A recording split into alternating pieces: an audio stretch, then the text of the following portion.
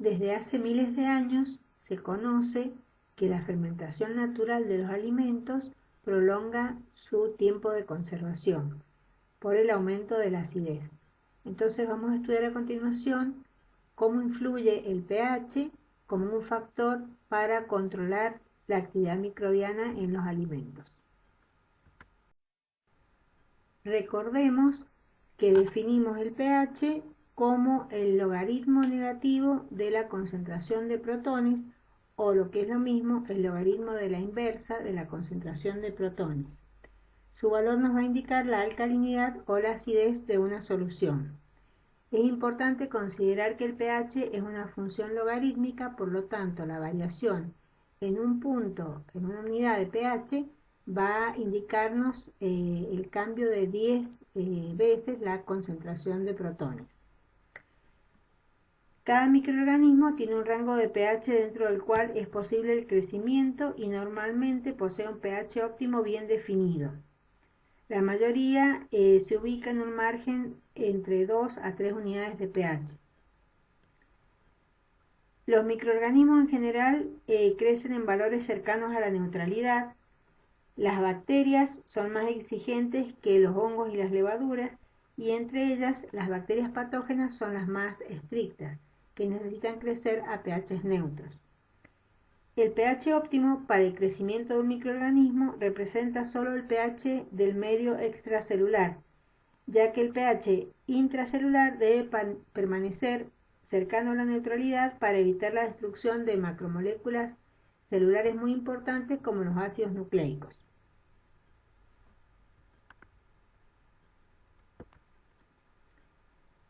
En este gráfico vemos en la escala de pH cómo se clasifican los microorganismos según se adapten a pHs neutros. Cercanos al 7 se llamarán neutrófilos, por encima de este valor alcalófilos y por debajo acidófilos. Los pHs mínimos y máximos de crecimiento para un microorganismo determinado no son límites definidos o estrictos, ya que dependen de otros factores. El pH mínimo de crecimiento para algunos lactobacillus, por ejemplo, depende del tipo de ácido. Si este es cítrico, clorhídrico o fosfórico, permiten el desarrollo a pHs menores que si el ácido es láctico o acético. El pH influye sobre otros factores y es difícil por ahí separar el efecto que hace el pH de por sí o porque afecta a la acción, por ejemplo, de la actividad de agua o la temperatura. A mayores temperaturas, por ejemplo, el pH se hace más ácido. Las sales también, si se exceden, vuelven más estrecho el intervalo de pH de crecimiento. Si el microorganismo, por ejemplo, crece en pH cercanos a los límites óptimos, se aumenta el tiempo de latencia y entonces va a tardar más en crecer porque debe modificar el pH del entorno para poder multiplicarse. El pH se puede medir con un pHímetro y en algunos casos para alimentos muy ácidos o tamponados es mejor usar el título de la acidez, que es la cantidad de álcali estándar, hidróxido de sodio 0,1 normal, para neutralizar una solución ácida. Va a medir la cantidad de protones libres y la de protones liberados a partir de un ácido no disociado durante la titulación.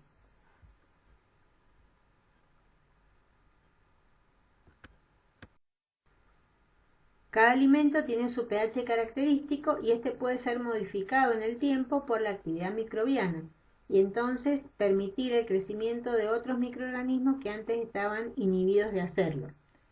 Algunos alimentos van a soportar mejor los cambios de pH que otros.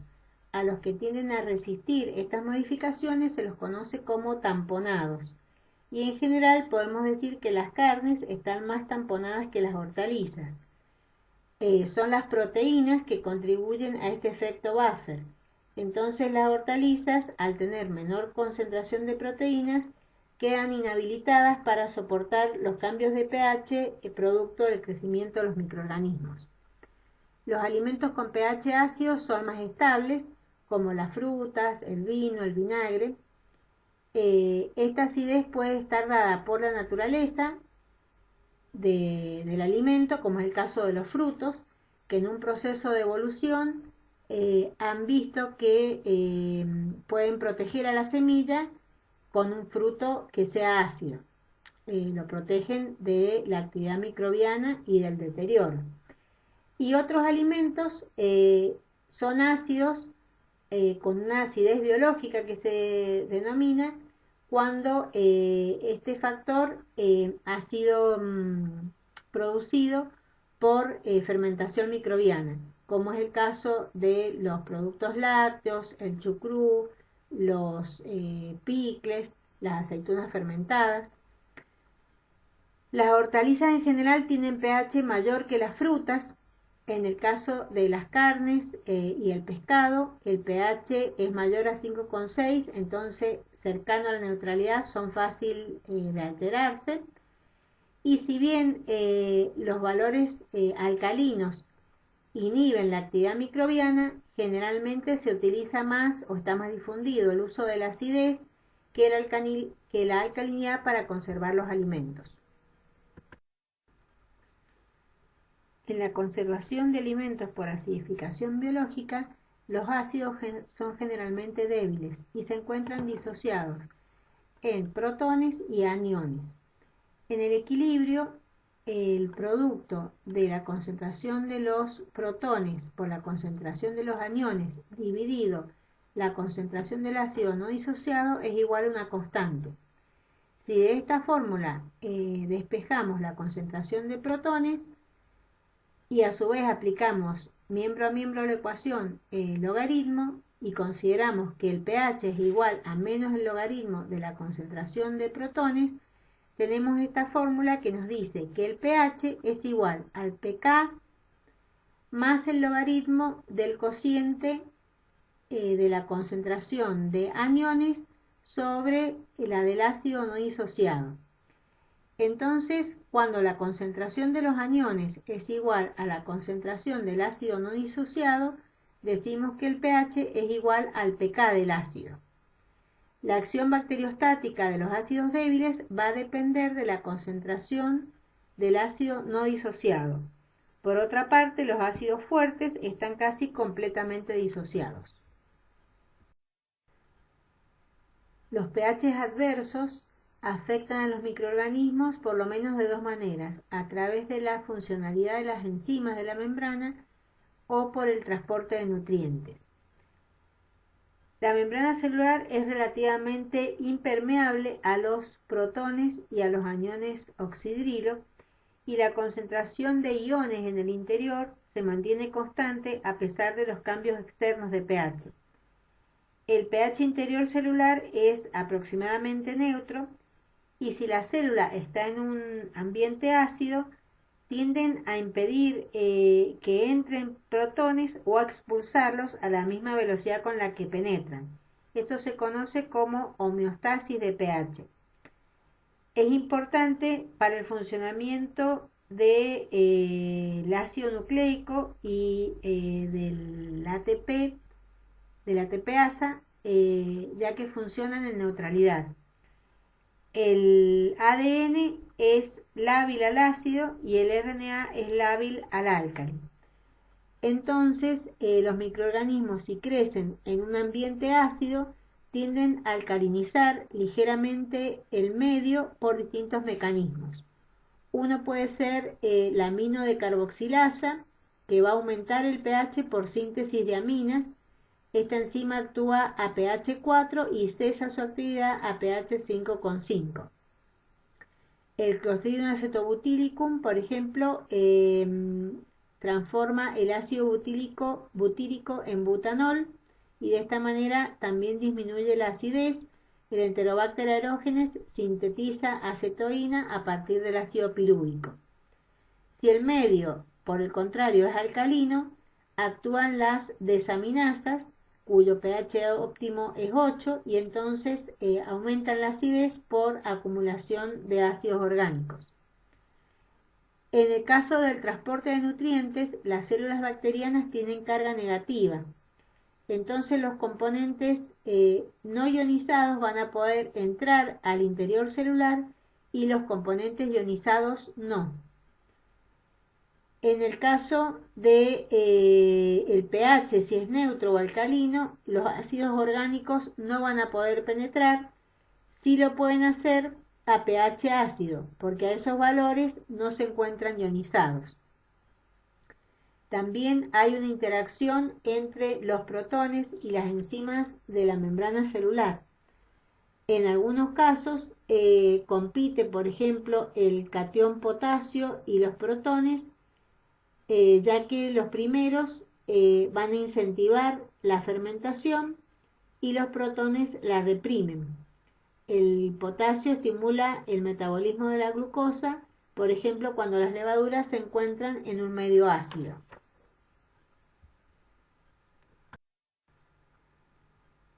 Los tipos de conservadores de ácidos son los ácidos fuertes, como el ácido clorhídrico o el ácido fosfórico, que bajan mucho el pH, dando una concentración de protones externa muy elevada, y eso hace que se acidifique el pH interno celular.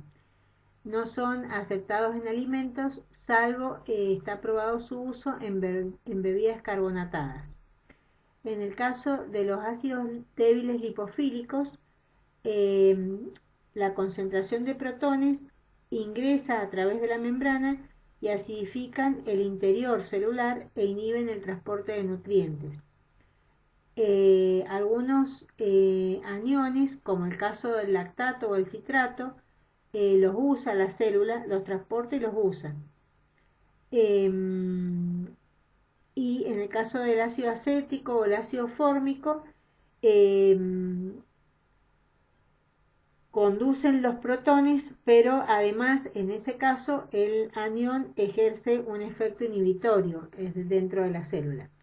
Y después están los iones potenciadores de ácido, que son sales de ácidos minerales débiles, como por ejemplo el nitrito y el sulfito, que tienen poder inhibitorio a pH bajos.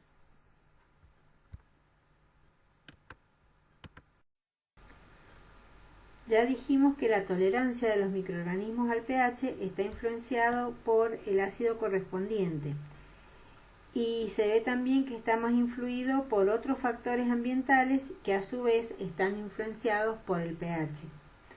En el caso de la supervivencia de los microorganismos, puede ser que bajo los efectos del pH el microorganismo no obtenga energía de mantenimiento y entonces muere, justamente porque el pH vimos que influía en la membrana celular y en el transporte de nutrientes, o que el microorganismo alcance a obtener energía de mantenimiento y entonces se van a mantener viables, y cuando sea favorable el medio van a poder crecer y producir toxina.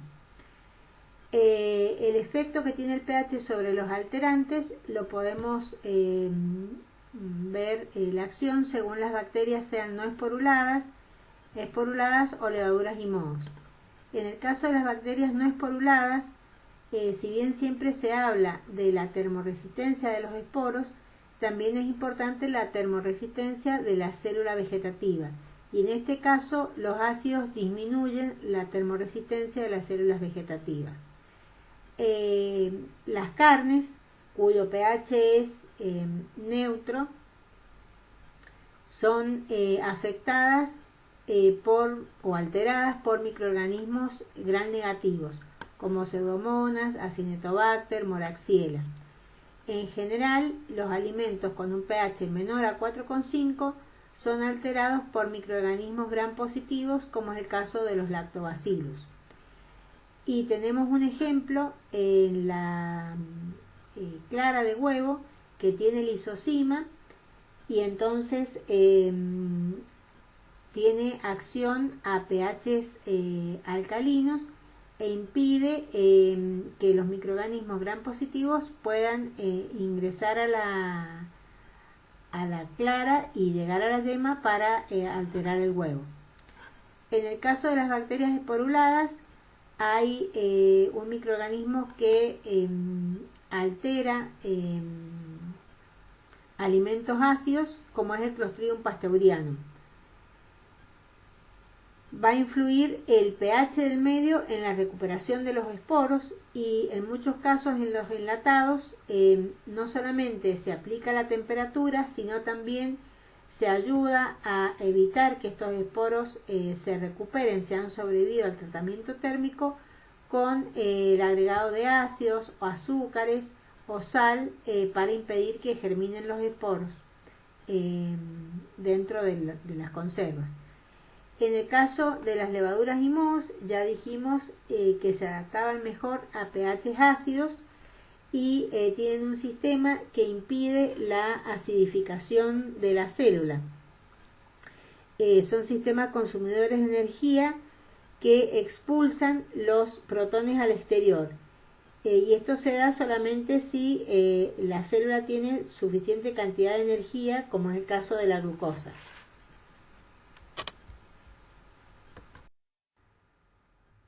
En cuanto al efecto que tiene el pH sobre los patógenos, si se trata de microorganismos gram negativos, como el caso de Salmonella, se puede controlar su crecimiento con valores de pH menores a 4. Para los microorganismos gram positivos hay diversas opciones, como por ejemplo el Staphylococcus aureus, se controla combinando valores de pH y de cloruro de sodio. Para el Clostridium botulinum, por ejemplo, no crece a pH menor a 4,6. Por ejemplo, en el caso de los alimentos cárnicos que no tienen pH suficientemente bajo, se agrega nitrito de sodio que va a generar ácido nitroso y actúa de inhibidor. Y el caso del Clostridium botulinum, el pH de 4,6 va a condicionar el tipo de tratamiento térmico. Para el Bacillus cereus depende del alimento en el que está creciendo, pero en valores generales podemos decir que no crece a pH menores a 5. Y en algunos casos, para poder hacerlo, se necesita de una concentración de inóculo elevada para poder iniciar el crecimiento. El empleo de pHs bajos para controlar el crecimiento de los microorganismos en los alimentos se puede hacer de una manera directa o indirecta. En el primer caso, se hace inhibiendo el crecimiento de los microorganismos por agregado de ácidos o en alimentos fermentados como pueden ser la leche, la carne, los vegetales, a los que se le agrega un starter, que es un cultivo iniciador de fermentos lácticos, o se selecciona la microbiota presente en el alimento, dándole condiciones de anaerobiosis, una concentración adecuada de sal y temperatura. Y el empleo del pH de manera indirecta es disminuyendo la termoresistencia en alimentos que van a sufrir un tratamiento térmico. Así los alimentos ácidos, como las frutas, por ejemplo, que tienen un pH menor a 4,6, pueden tratarse con temperaturas menores a 100 grados. Y en el caso de alimentos poco ácidos de pH mayor a 4,6, que recordemos que es el valor de crecimiento del Clostridium botulinum, se deben emplear temperaturas a sobrepresión para poder eliminar las esporas o modificar el pH del alimento de manera de volverlo ácido y así poder usar temperaturas menores.